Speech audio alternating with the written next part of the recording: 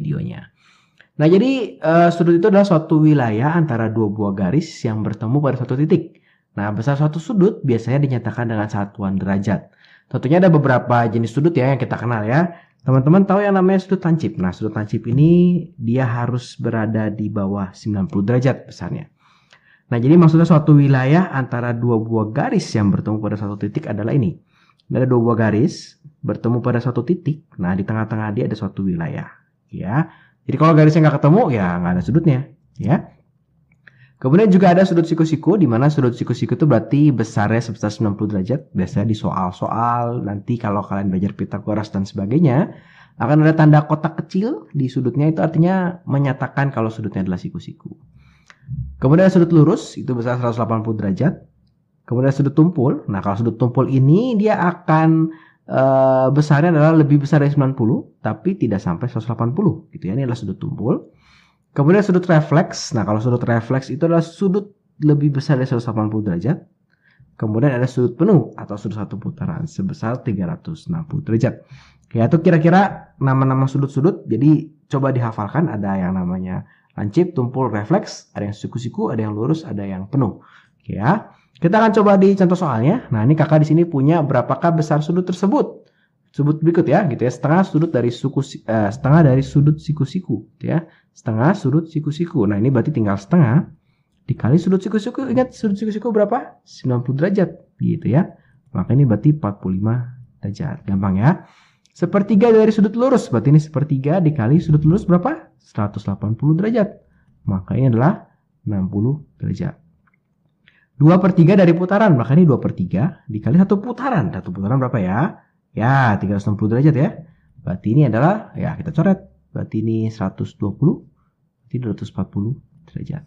1/2 dari sudut siku-siku, berarti 1/2 kita jadikan pecahan biasa ya. 3/2 dikali 90.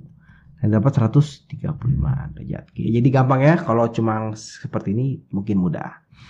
Nah, ini kebalikannya. Jadi sekarang kalau 70 derajat itu ditanya nih berapa sudut siku-siku sih dia itu, berapa sudut lurus dan berapa putaran. Jadi kalau untuk soal seperti ini gampang aja. Sudut siku-siku berapa? 90 derajat ya. Berarti untuk mengisi titik-titik ini tinggal 72 dibagi dengan 90. Gitu. Dibagi berapa nih ya? Dibagi 18 ya. Dibagi 18 berapa ya? 5 dibagi 18 ini bisa nggak ya? 4. Berarti ini 4/5. Nah, ini jawaban di sini adalah 4/5. Gitu ya. Berapa sudut lurus? Ya, berarti tinggal 72 dibagi dengan 180 derajat. Gitu. Berarti nanti akan dapat nih 4/10. Kenapa? Dibagi tetap 18 nih. Dibagi 18 jadi 10, jadi 4. Gitu ya. Atau jadi 2/5. Ya. Satu putaran ini gimana? Oh, sama aja. Tinggal 72 dibagi satu putaran. 360. Gitu ya. Berarti ini nanti akan dapat 4/20 atau berapa nih? 1/5. Gitu ya. 1/5. Ya. Nah, seperti itu. Kita akan coba lagi. Misalkan untuk yang 135. Berarti ini tinggal 135 dibagi dengan 90. Gitu ya. Tinggal disederhanakan. Yang sudut lurus gimana? Oh, sudut lurus berarti tinggal 135 dibagi 180 gitu. Ini dibagi 45, ini 3/2. Nah, ini dibagi 45 berarti berapa nih? 3/4 gitu ya. Ini 3/2, ini 3/4. Dengan satu putaran gimana? Oh, berarti tinggal 135 dibagi 360 gitu ya. Berarti ini jawabannya adalah dibagi 45 3, dibagi 45 ini adalah 8. Oke, 3/8. Oke ya. Jadi mudah, nanti kalian coba lagi nih soal-soal yang ini seperti apa jawabannya ya. Caranya gampang banget. Berarti kalau 300 berapa sekali dari sudut siku-siku berarti tinggal 300/90 ya. 720 berapa kali dari sudut lurus berarti tinggal 720 dibagi 180. Oke.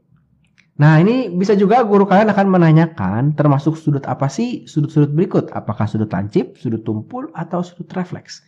Nah, gimana sih cara menghitungnya? Ya, kita tinggal hitung aja sebetulnya kira-kira berapa derajat gitu ya. Berarti 6/7 kali sudut siku-siku. Berarti 6/7 dikali 90 derajat. Nah, ini pasti masih di bawah 90 derajat. Boleh kalian hitung, boleh kita memakai sedikit logika. Nah, logikanya bagaimana? Kita coba lihat kalau sudut siku-siku gitu ya, kalau sudut siku-siku, kalau angkanya masih di bawah 1, oke, ini pasti sudutnya lancip nih. Karena pasti di bawah 90. Tapi kalau angkanya di atas 1, Nah, kita perlu lihat apakah masih angkanya di bawah 2 gitu ya. Jadi kalau misalkan dia antara 1 dan 2, nah ini kalau masih begini, nah ini pasti akan menjadi sudut tumpul. Gitu ya. Kalau lebih dari 2 akan menjadi sudut refleks. Nah, cara gampangnya sebetulnya cara amannya, kita tinggal hitung aja nih 6/7 kali 90 itu berapa sih gitu ya. Coba kakak coba hitung ya. Kalau kita hitung, dia adalah hasilnya 77, sekian derajat. Nah, ini pasti sudutnya lancip. Ya. 3/5 dari sudut lurus berarti ya tinggal kita hitung. 3/5 dikali dengan 180. 180 dibagi 5 berapa nih ya? 36 ya? Benar gak ya? 36. 36 dikali 3 itu berarti adalah 90 berapa tuh? 90... 108 ya. Nah, ini berarti kan antara 90 dan 180. Maka ini adalah sudut tumpul. Gitu ya. 2/11 dari putaran penuh. Berarti tinggal kita hitung aja. 2/11 dikali dengan 360. Nah, ini angkanya agak jelek. Nanti hasilnya adalah 65 derajat. Nah, berarti ini adalah sudut lancip. Gitu ya. Oke. Sekarang yang ini. 1/7 sudut lurus. Berarti kita jadikan pecahan biasa. Berarti ini 8/7 ya. Nah, ini berarti 8/7 dikalikan sudut lurusnya berapa? 180 gitu ya. Nah, ini pasti di atas 180 nih. Hasilnya itu adalah 205, sekian derajat. Nah, ini adalah sudut refleks. Nah, kenapa termasuk sudut refleks? Karena dia sudah lebih besar dari 180 derajat. Ya, jadi kalau berkaitan dengan besar sudut ya, jadi macam-macam sudut biasanya soal-soalnya akan seperti ini gitu ya.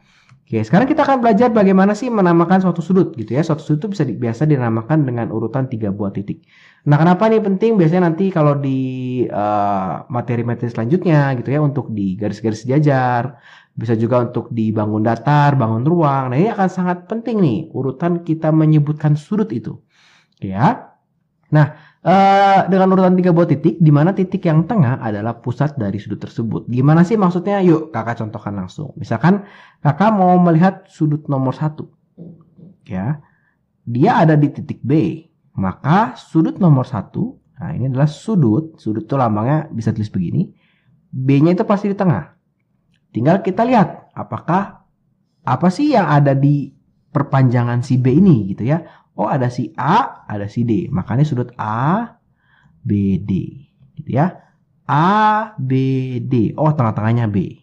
Oke. Atau bisa juga sudut A, B, C. A, B, yang di tengah-tengah, C. Oh, berarti sudut B yang diapit oleh A dan C gitu ya. Berarti sudut yang ini, nah ini bisa kita sebut sudut B, D, E. B-nya di tengah ya. Sudut yang ini adalah sudut ADB atau sudut BDA juga boleh gitu ya. Gak apa-apa, terbalik-balik juga boleh. Yang penting yang D-nya nih yang di tengah, yang penting gitu ya, supaya kita bisa, oh ini yang dimaksud tuh sudut yang ini. Berarti sudut nomor 4, nah ini adalah sudut BAD boleh atau sudut BAE gitu ya. Kalau sudut nomor 5, berarti ini sudut apa nih? CAD boleh atau sudut CAE gitu ya. Kenapa boleh D, boleh E? Ya nggak masalah. Sebetulnya itu hanya patokan O sampai situ. Ya, tapi yang penting yang ini nih. Tengahnya. Oke. Nah, berarti yang 6 ini itu bisa sudut ACB atau sudut ACD. Terakhir yang 7. Nah, ini berarti adalah sudut ADC. Oke ya. Jadi kalau kita menuliskan suatu sudut, kita harus ingat yang di tengah ini adalah titik sudutnya. Oke ya, yang di tengah adalah titik sudutnya. Nah, kenapa ini penting? Jadi kalau kalian nanti dikasih tahu di soal nih sudut ABC sama dengan 60 derajat. Nah, berarti B-nya itu yang di tengah nih. Oke, berarti oh ini ABC oh ini 60 derajat, ya. Jadi nggak bingung, oh B-nya mana nih? Atau bisa jadi soal ada begini, sudut D yang 70 derajat. Coba kalau di gambar ini, 70 derajatnya yang mana ya? Yang 2, yang 1, yang 7? Nah, bingung kan? Tapi kalau dituliskan dengan jelas, sudut misalnya BDE itu 70 derajat, kita akan tahu, oh ini besaran 70 derajat. Ya, kira-kira seperti itu ya. Jadi untuk menamakan sudut, yang paling penting adalah yang di tengah-tengah itu harus nama titik sudutnya. Oke. Nah, sekarang kita akan coba bagaimana sih cara mengukur suatu sudut dengan busur. Nah, ini kakak punya banyak titik, gitu ya. Misalkan kita akan menghitung beberapa titik yang ada. Misalkan kita menghitung titik 1, titik 2, gini ya. Misalkan terus titik sini, misalkan dari sini ke sini. Nah, dari sini ke sini boleh, dari sini ke sini boleh, gitu ya. Kita akan coba ya. Nanti akan ada beberapa cara. Nah, tentunya yang mau kita hitung itu sudut apa dulu nih. Misalkan kakak mau diminta suruh menghitung sudut BOC, ya, sudut BOC, ya. Nah, maka kakak akan menaruh busur kakak. Nah, kakak menaruh busurnya si angka 0 ini di salah satu garis. Boleh di BO, boleh di CO, gitu ya. Kalau di sini kakak taruh di BO, maka kita akan melihat berarti dari BOC, berarti dari sini ke sini nih. Ah, ini berapa ya? Kita hitung nih dari sini ke sini. Nah, ini ada dua angka ya, ada angka yang dalam, ada angka yang luar. Kita hitung angka yang dalam. Kenapa? Pasti kan kecil dong, nggak mungkin seratusan, startnya dari 0. Berarti ini 39,5 kira-kira. Ya, berarti sudut BOC ini adalah 39,5 derajat. Bisa juga dengan posisi yang ini, kita menghitung dari sebelah sini, boleh nih ya. Jadi posisi busur itu kenapa angkanya ada yang di luar, ada yang di dalam, sebetulnya sama, cuma dibalik doang. Jadi kita bisa menghitung dari kiri, kita bisa menghitung dari kanan. Misalnya ditanya juga sudut AOE gitu ya.